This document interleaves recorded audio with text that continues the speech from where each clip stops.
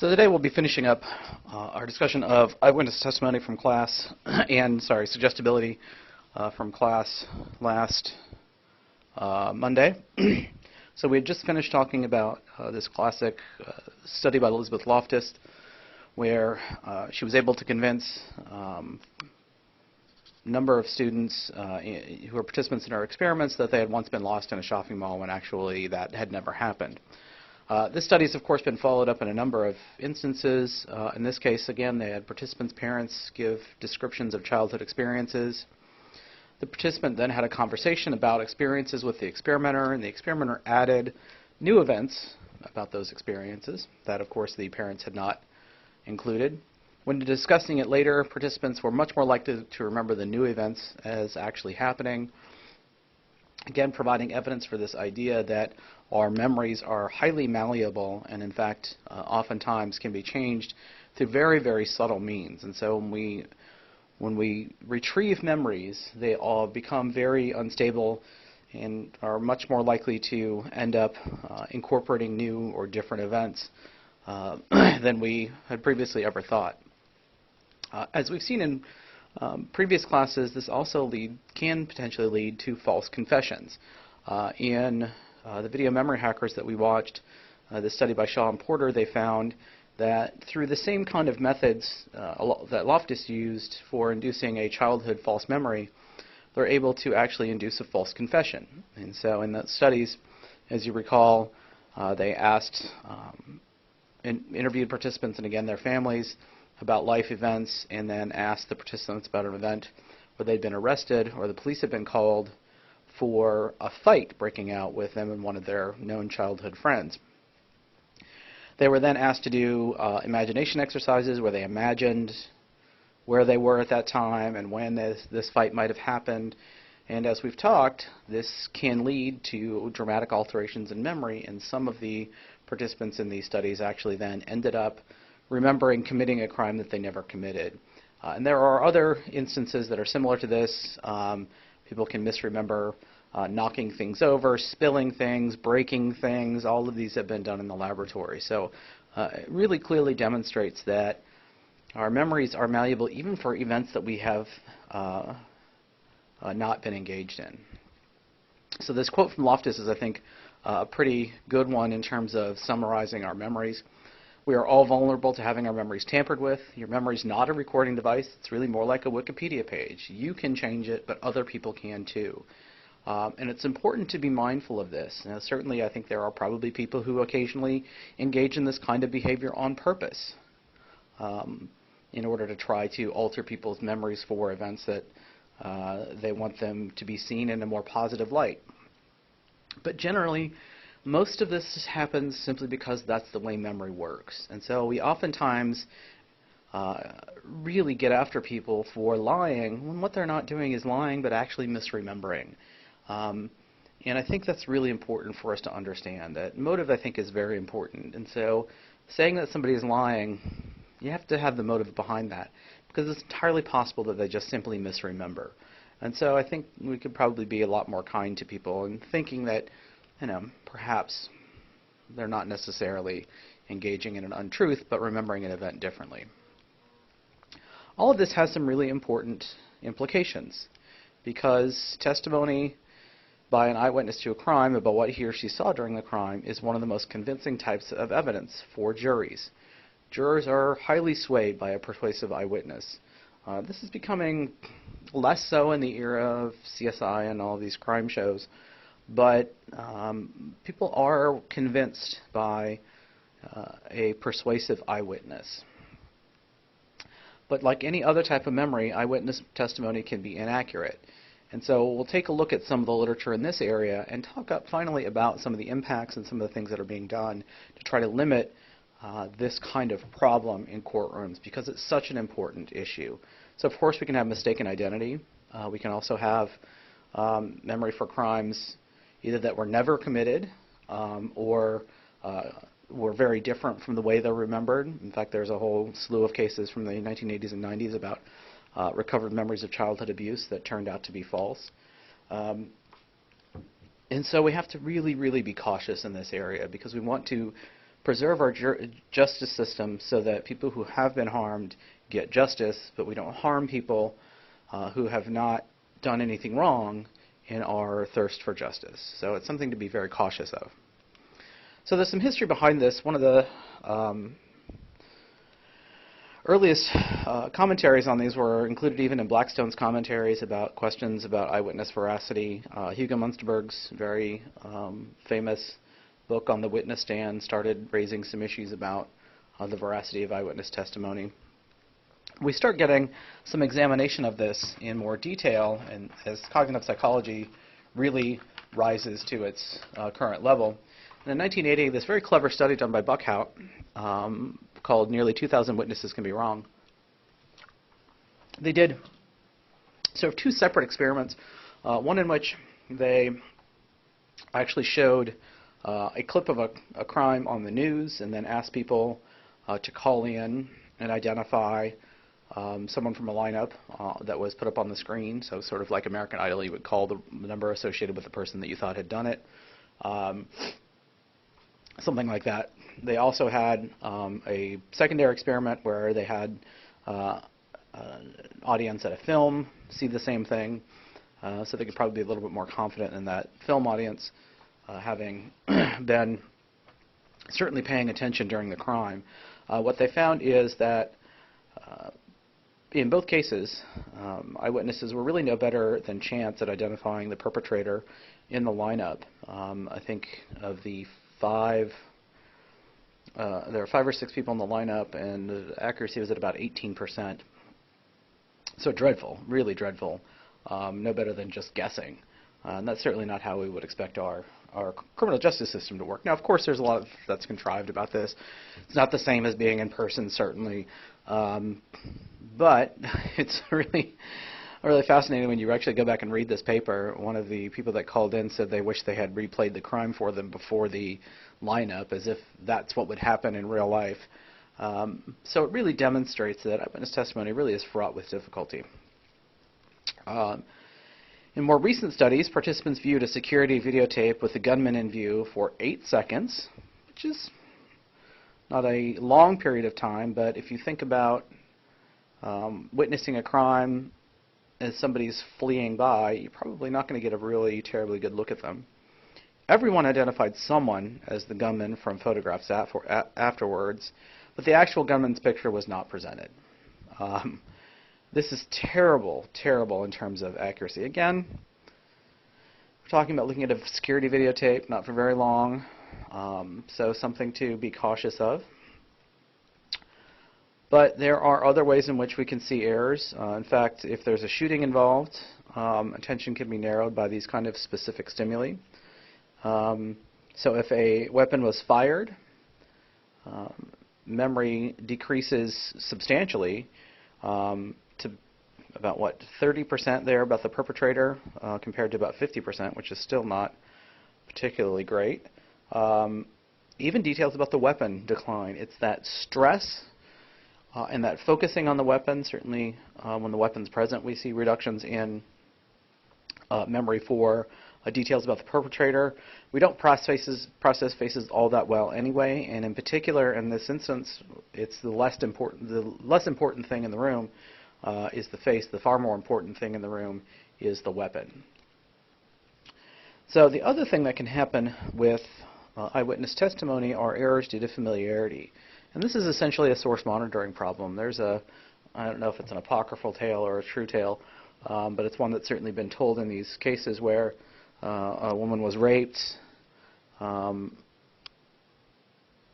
with her television on and identified the person that was on television on the talk show, it was on a talk show, as the person who had raped her. Fortunately, he had a pretty solid alibi because he was on TV at the time. But it was one of these instances of this kind of source misattribution. In this experimental study that we're looking at here, they did a couple of conditions. One where they viewed a film of the female teacher reading to students, and then a film of the female teacher being robbed by a man, or they viewed a film of a male teacher reading to his students, followed by the view of the female teacher being robbed.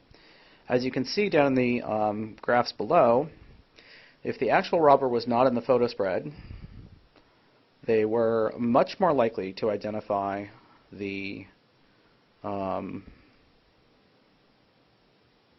spread. In fact, they erroneously identified the male teacher as the robber 60% of the time in that experimental condition, compared to 20% in the control condition. If the actual robber was in the photo spread, this actually reduced down to about 20%. The lesson of this is if the person is in the photo spread, they might have a pretty good chance at picking them. But if they're not, there is a much greater chance of misidentification. So that's a really important thing to keep in mind, because here, of course, the participants have misattributed their source of familiarity. And it's entirely possible, through some random convergence of events, that the person has seen one of the faces in the photo lineup, and so they seem familiar.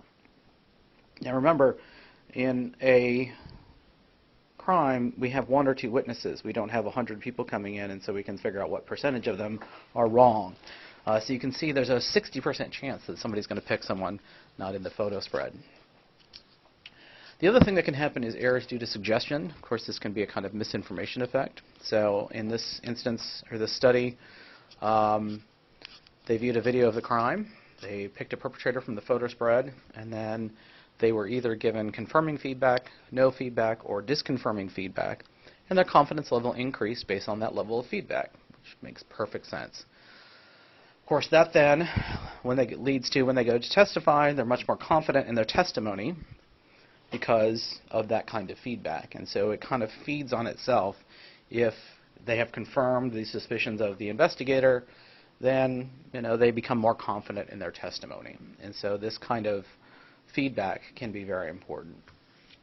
One of the things that investigators have talked about as an easy way to solve some of the problems with eyewitness testimony is to ask for confidence without this kind of feedback, because then we get more information than simply, I think that's the person. What confidence do you have that that's the person? And you get a lot more information that way.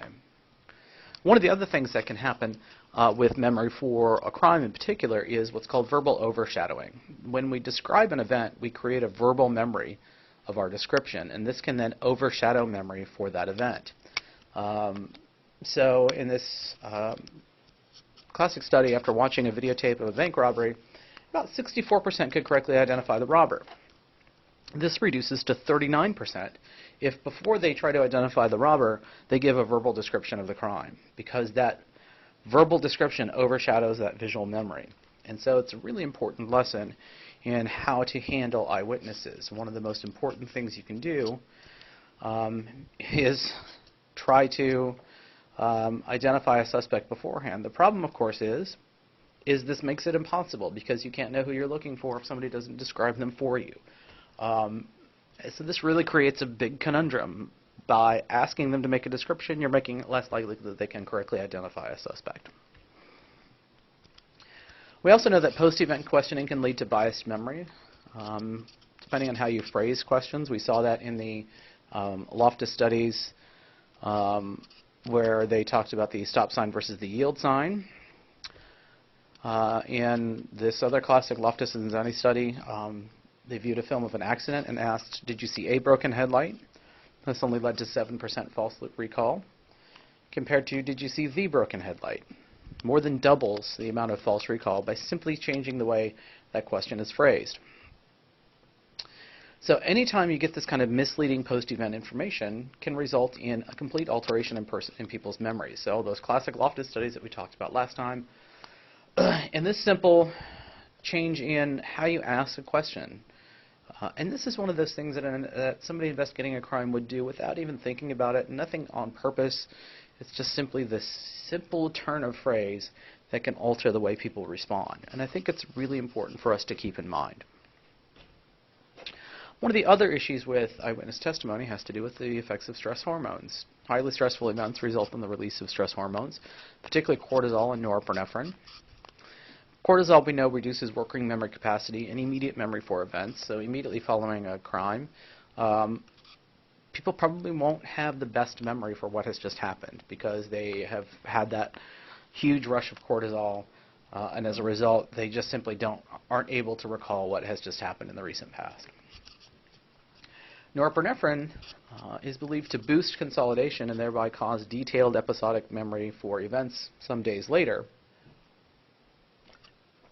This is good and bad in that the effects of norepinephrine last for quite a while. That is, we have elevated norepinephrine levels for some hours after the event, and because it's affecting consolidation, that any post-event misinformation will get over-consolidated as well. And so what can possibly happen is an alteration of memory that ends up being a stronger alteration because of that.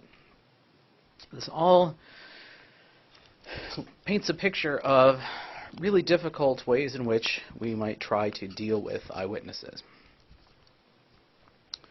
Hypnosis is one thing that is no longer done for eyewitnesses. Crime novels and films to the contrary.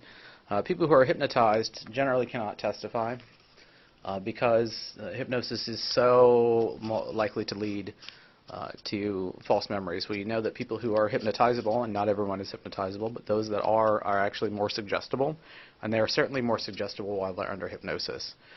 So this is one of those things that is simply not allowed when it comes to eyewitness testimony.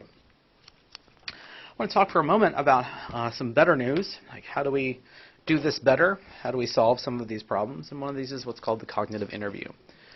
It's geared to enhancing retrieval. It has several components, and these components are designed to enhance retrieval without enhancing false recall, so we get more good and not more bad. The first thing is event interview similarity. One of the things they try to do is get the participant in the frame of mind they were during an event, and perhaps even take them to the scene of the crime to interview them. The idea being that the more similar you can get everything, the closer you will match encoding and retrieval. This idea of focused retrieval simply gets them at focusing very clearly on the day, doing extensive retrieval, again, sort of under the guidance of questioning, using what's called witness-compatible questioning, that is, questioning the witness in a way that they are more likely to respond, so you ask questions in a way that's compatible with the kind of witness you have. There are some specific mnemonic techniques, and there's more to this than that, and I highly suggest you look into this, but this has a substantial efficacy that is substantially increases correct information without increasing intrusions or false memory. So the kinds of things that they do in these instances are they kind of do this focused extensive retrieval where they have them do things like think about what they were doing that day. So let's say you saw a bank robbery. They would start with the bank robbery in this area. What were you doing that day? Where were you going? What were you doing? What was on your mind? What was the weather like? All of these things are cues to try to get them back into that specific memory, these context cues that we've talked about. Because episodic memory is contextual, and it's tied to specific times and specific places. When we talk about autobiographical memory, one of the things we're going to talk about is how when sometimes people go back to places they haven't been in a long time, they think about and remember things they hadn't thought about in years. And it's that context that allows that sort of thing to happen. One real issue in this area of trying to get at accurate eyewitnesses are the problem of mugshots. Mugshots can cause interference and lead to difficulty identifying a perpetrator, and may also cause misidentification due to familiarity, in particular if someone sees a mugshot more than once. So the way this is done now is through a photo spread. At least this is the way it should be done. You never get this kind of lineup where you line people up and try to figure out who the person is in person. That almost never happens anymore. The way it's done, the way it should be done, is the person is given either a stack of photographs or simply shown one photograph at a time. They can do this on computer now too. They simply go through the photographs and say, yes, that's the person, or no, it's not the person. They should be instructed that the person may or may not be in the lineup and that they don't have to identify anyone. They should do their best to be as accurate as possible. But it's very important that they know that the person may not be in the lineup because otherwise they will try to find one that's close. The other reason why you do one photograph at a time is rather, because then what the person's doing is trying to compare the photograph in front of them to their memory. If you let them lay all of the pictures out at once, they'll look through them and try to figure out which one's closest to their memory, and that's not what you want. You want them to match their memory, and so that's really important. So this becomes a very important issue when it comes to criminal justice.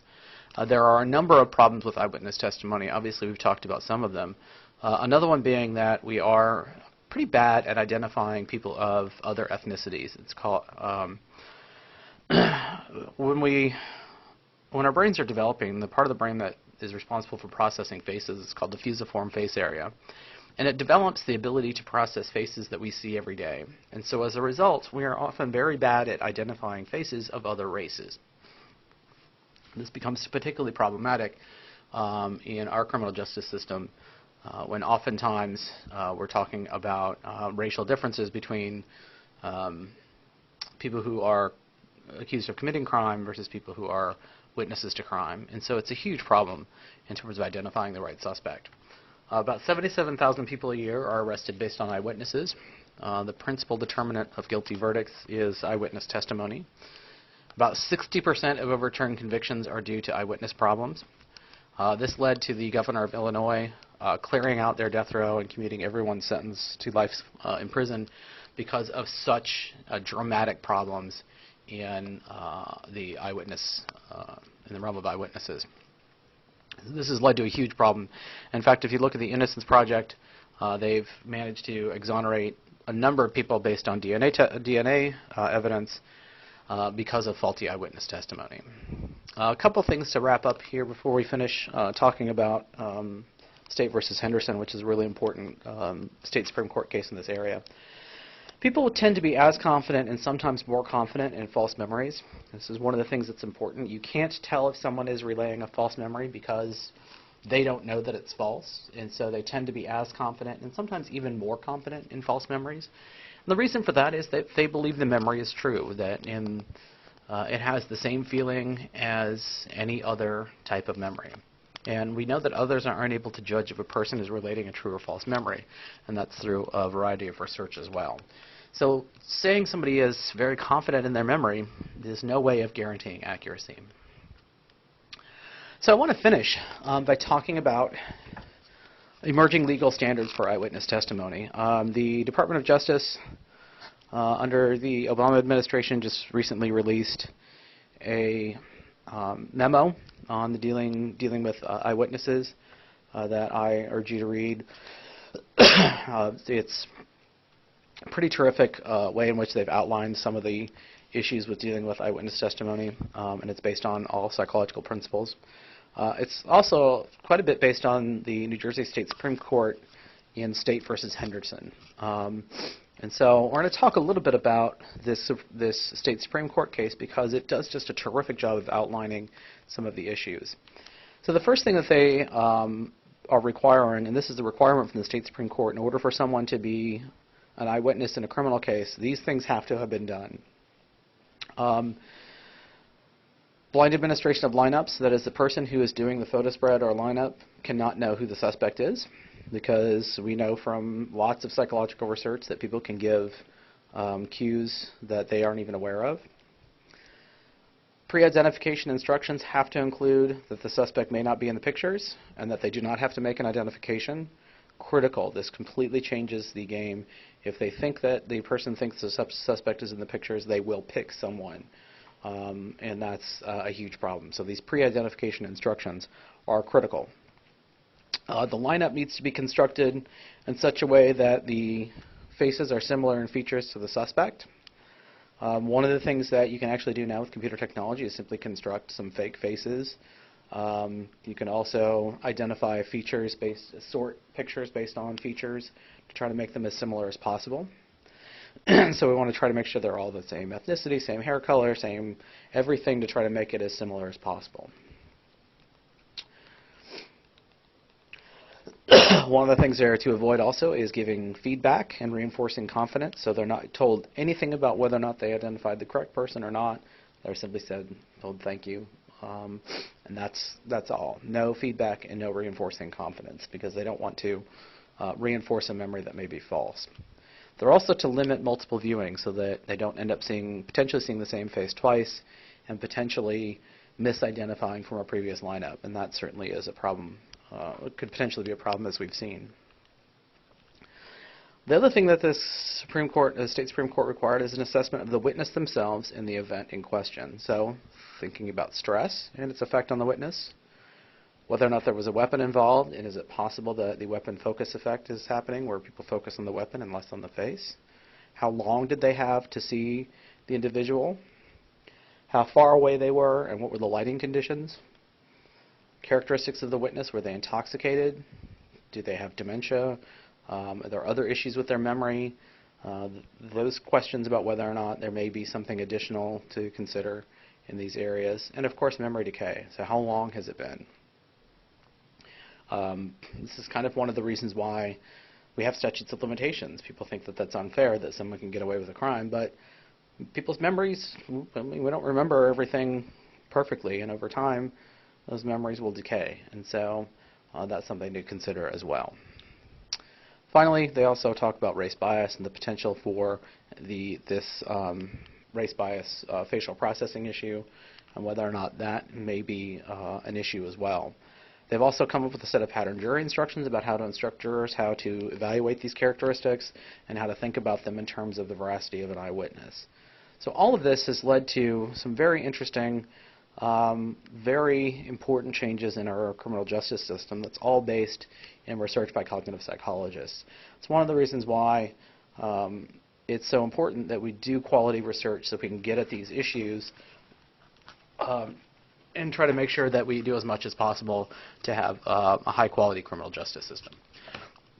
Alrighty, that's it for reconstructive processes in memory and eyewitness testimony.